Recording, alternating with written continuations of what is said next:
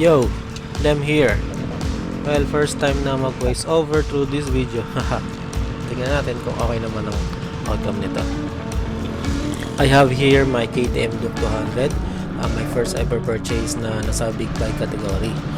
It is a smaller version of Duke 390cc, which is yung expressway legal. Actually, this is my second na motorbike. Yung una is yung Honda Wave Alpha 110cc way back 2015, so it's been 7 years na rin.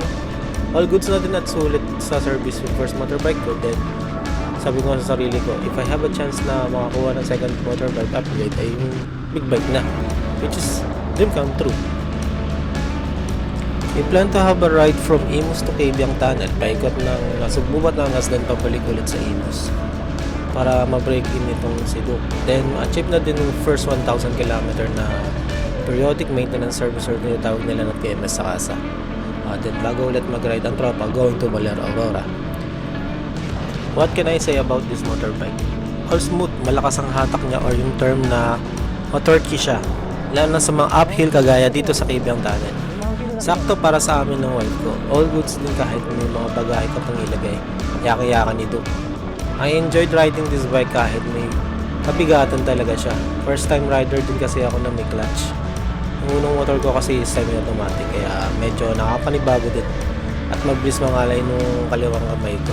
Pero in the long run siguro masasanay din ako. In all of that, need ko pa din talaga gamayin si Duke para talaga all goods na. Lalo na sa mga upcoming rides.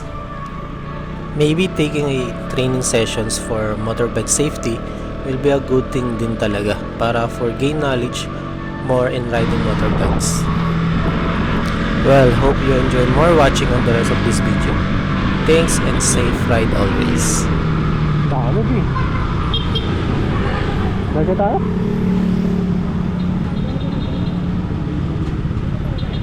Dami natin. Yan. Doon na lang sa kabila.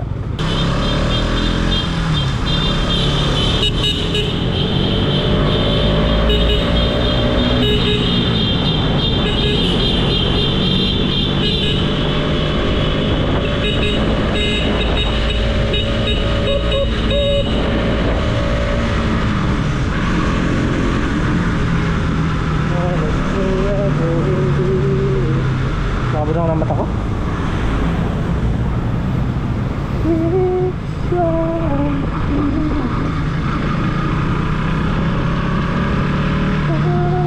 Ha? Doon sa kabila. Tayo sa may ano.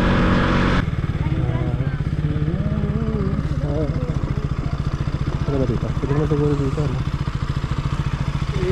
Park area.